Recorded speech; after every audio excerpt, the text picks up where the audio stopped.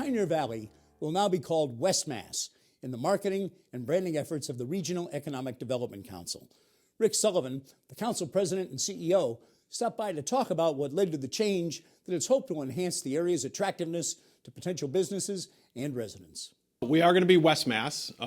So we did go through a process and a partnership with the Convention and Visitors Bureau, and so travel and tourism, recognizing that the tourist industry in Western Mass is an important sector of our economy. And when we go out of market, and when they go out of market and trying to attract visitors in and conventions in and business, into the region, we've got great attractions, but Pioneer Valley, did not resonate particularly out of region. And, from an economic development standpoint, it's a great place to come and to visit, but you know what? It's a great place to come and live. We have great outdoor recreational opportunities, a great quality of life, a great cost of living.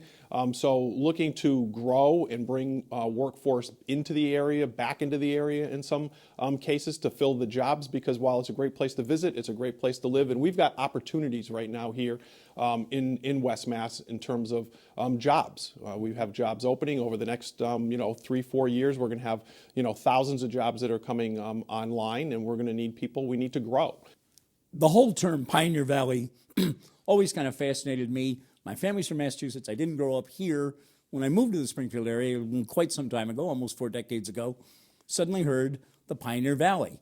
It's very unofficial. As best I was told once that they think it comes from some travel writers and maybe even the WPA during the Depression, when there was an artist project to get writers be able to make some money. And one of the things they wrote about were different parts of the country, and they clicked on the name Pioneer Valley for the Connecticut River Valley for some reason. Right. Well, and Connecticut River Valley or southern Vermont didn't really work from a travel and tourism point of view either. Let's come to the Connecticut River Valley. So, there were, historically, there's a couple of different, kind of wives' tales. There's another one that there was actually a contest that was run, decades ago. And this wasn't, Pioneer Valley actually wasn't the winner, but the winner was such a long name. They shortened that down to the Pioneer Valley as well. And again, just to be clear, the signs designating the Pioneer Valley aren't coming down, or, and we've got no authority to do that. But I think to your point, particularly when you looked out of market, Pioneer Valley didn't resonate. When you asked most business groups and travel and tourism groups, where they thought this was, most everybody picked much further west than that.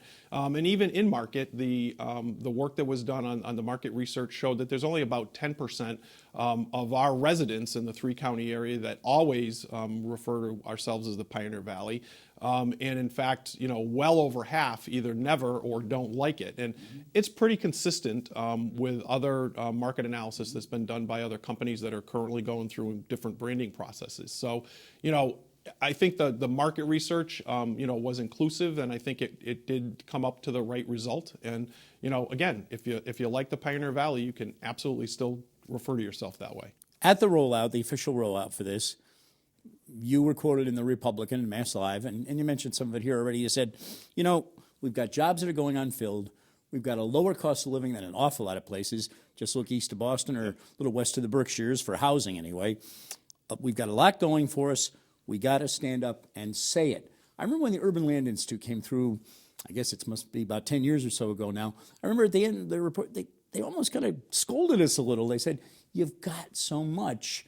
You don't seem to understand, and you don't seem to take yourselves seriously in terms of what you've got to export to bring in folks to settle down with you. Well, it was interesting because some of the research that came back said that this area, has certainly the Yankee ingenuity and is a region of firsts, and truly is, because we actually asked that question. We think of ourselves as the region of first. I mean, the first, farm to table, the first historic buildings up in Deerfield, certainly in Springfield, the Cars and Dr. Seuss and others. The firsts are well known, but they go the other side of that equation is that you're also very modest.